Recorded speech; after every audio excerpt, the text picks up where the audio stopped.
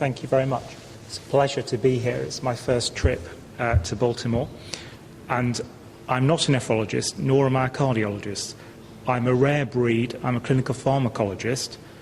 So my whole practice is basically hypertension. Now, I can show you this slide because I'm not a cardiologist, and it's already been stated that it took a long time for us to appreciate that having a raised blood pressure was bad for us. And these are two people who founded the American Heart Association. My hope is it will not take so long for us to recognise that where we're measuring blood pressure is important, and perhaps where we choose to measure it routinely isn't the best place. So I don't think anyone in the room would question the predictive value of brachial blood pressure. This is a Lewington meta-analysis, 1 million people, shows a linear relationship on a doubling scale between systolic and diastolic pressure and the risk of stroke. Same is true for myocardial infarction, and it doesn't matter how old you are, higher blood pressure is bad news, lower blood pressure is good news. Not only that, this is a law meta-analysis of blood pressure trials. If you lower blood pressure, you reduce events.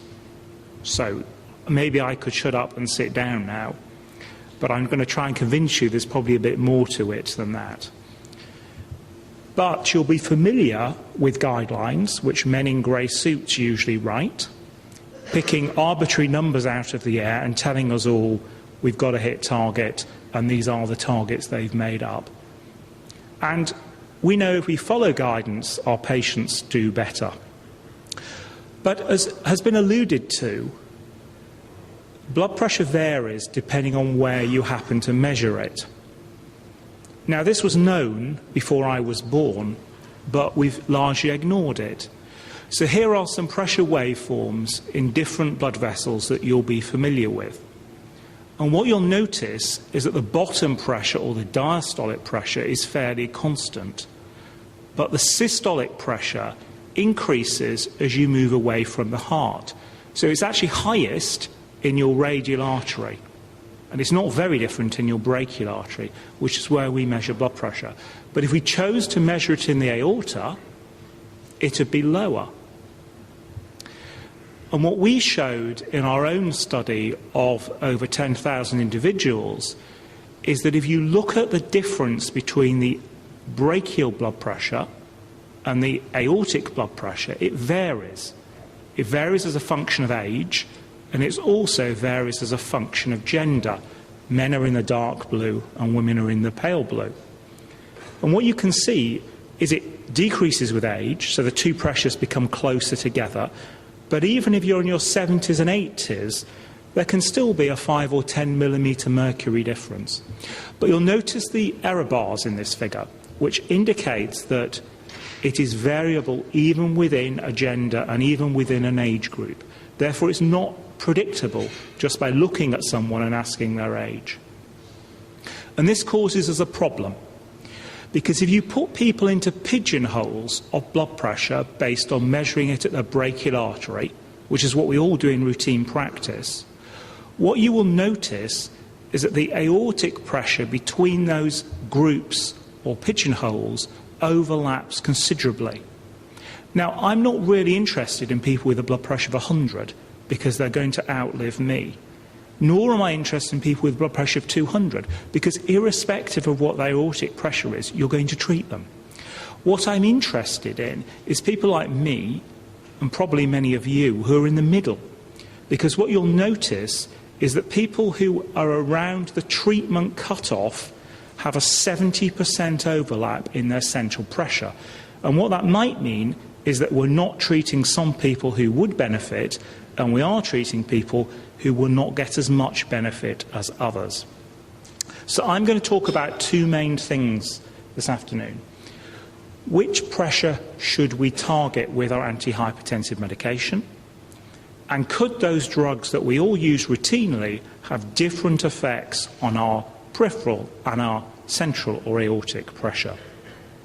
So, you've seen this already, But there's quite a lot of evidence now that if you look at surrogate measures of cardiovascular risk, like LV mass or carotid IMT, they relate better to aortic than brachial pressure. And in studies where they've measured both pressures and they followed people up, this meta-analysis, published about 4 years ago now, suggested that central pressure may be more predictive.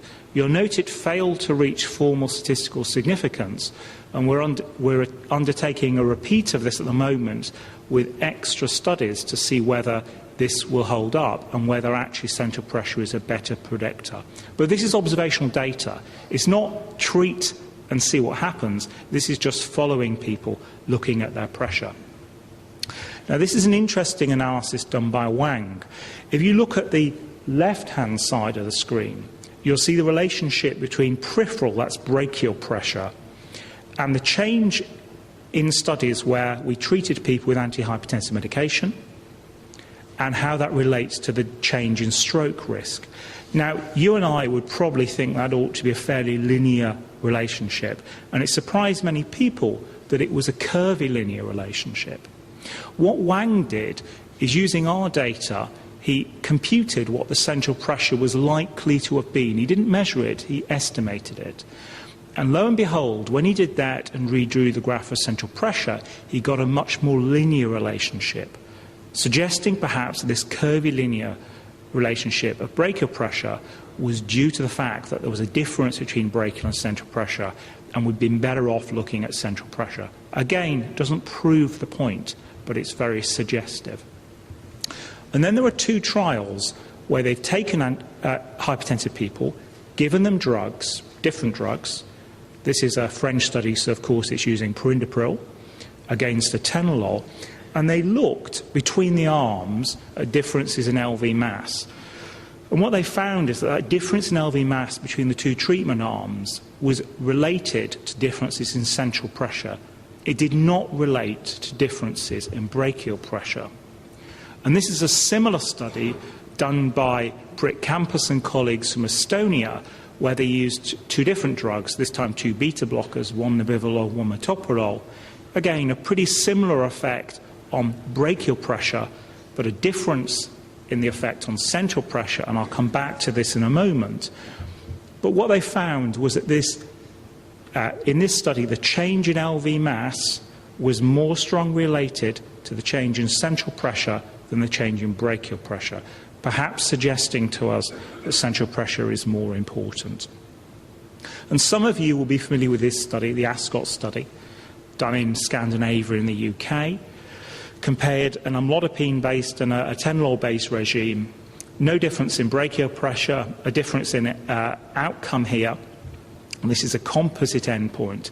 And in a sub-study of this larger study, they measured central and brachial pressure, the CAFÉ study, and what they found was that there was about a 4 millimeter blood pressure difference in favour of the arm which used amlodipine.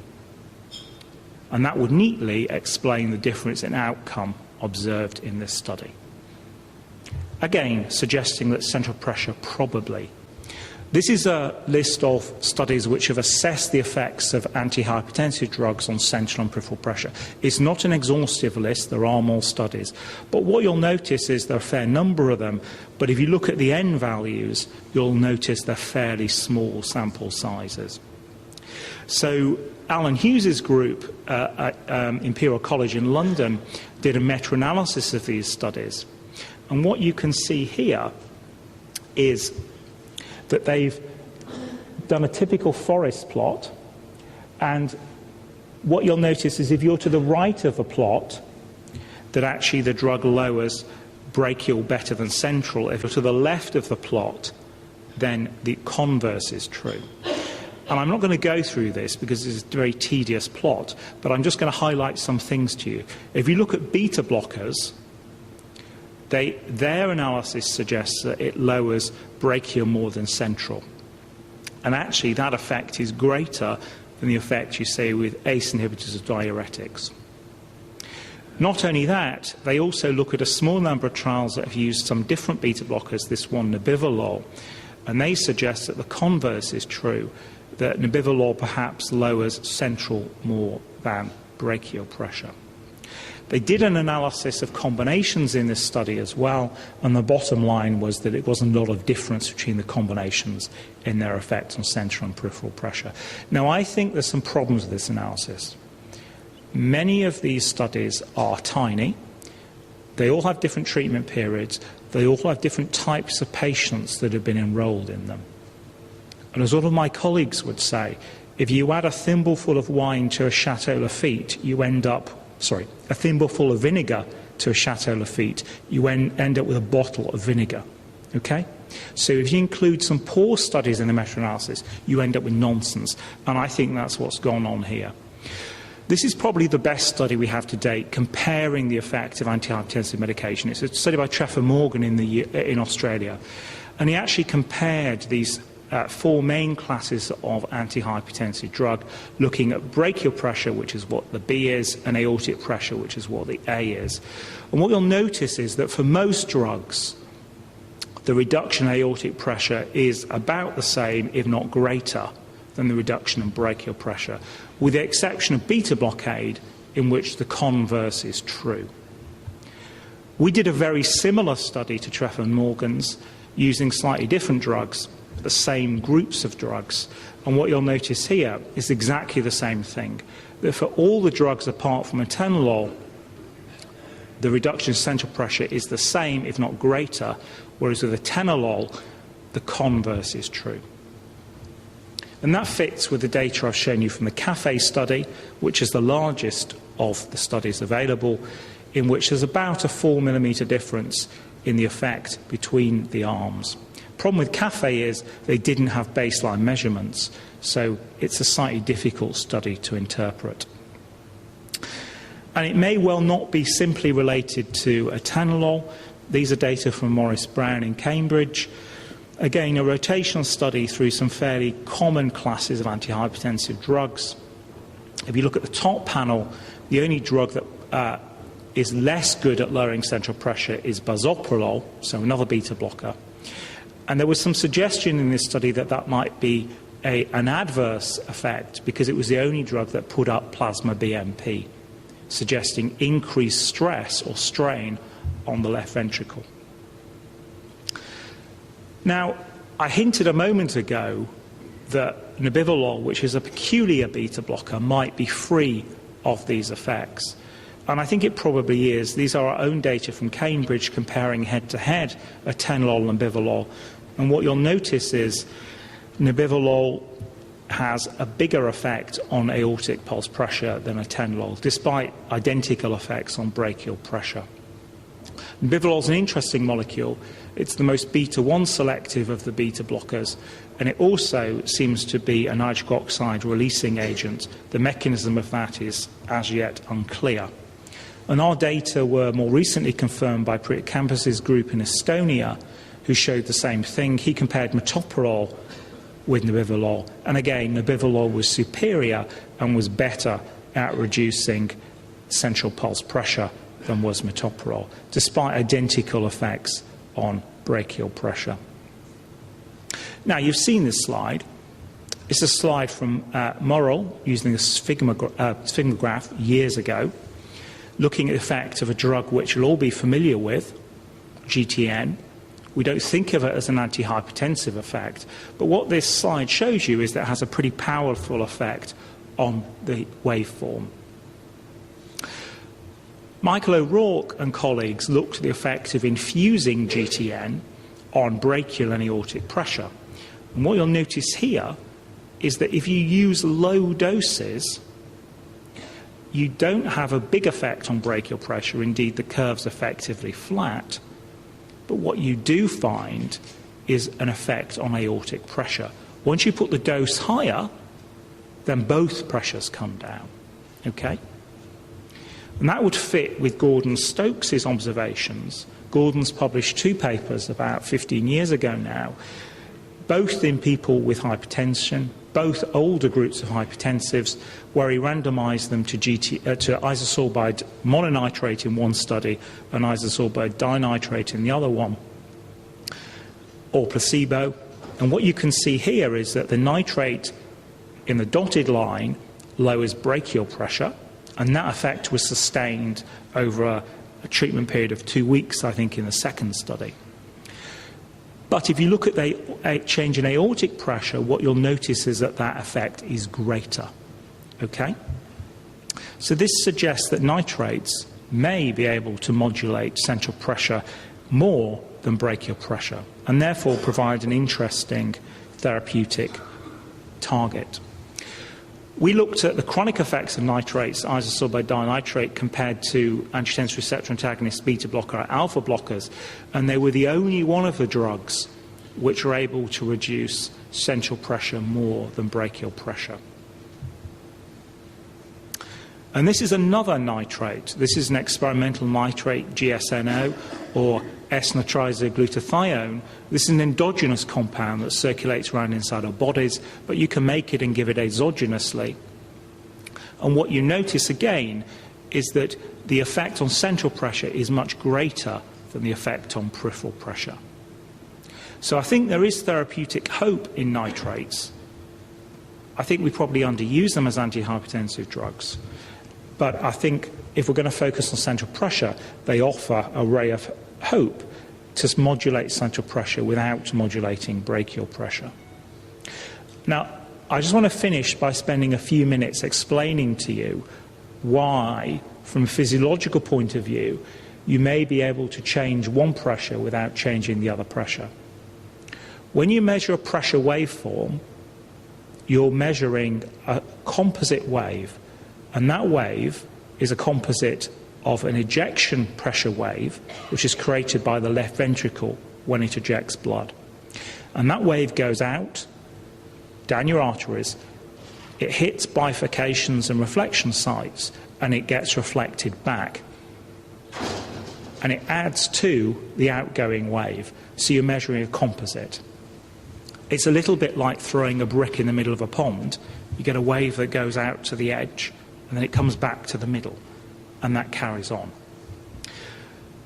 So if you look at the effect of GTN on the waveform, and this is shown for an acute infusion here, if you look at the carotid and the brachial waveform, and you look at the control situation on the left-hand side of the panel, what you'll notice is that the central wave has this second hump, okay?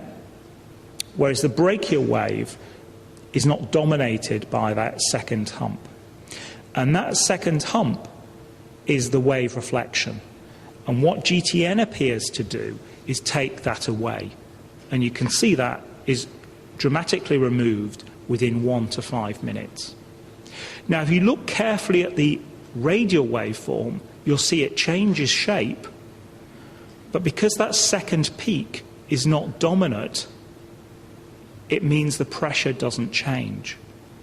Whereas looking at the aortic or carotid waveforms, you'll notice that the second peak is dominant, okay? So once you start lowering it, you start changing pressure. And that's why I think nitrates have this peculiar effect, because they target this second peak, and this second peak is dominating pressure in the aorta.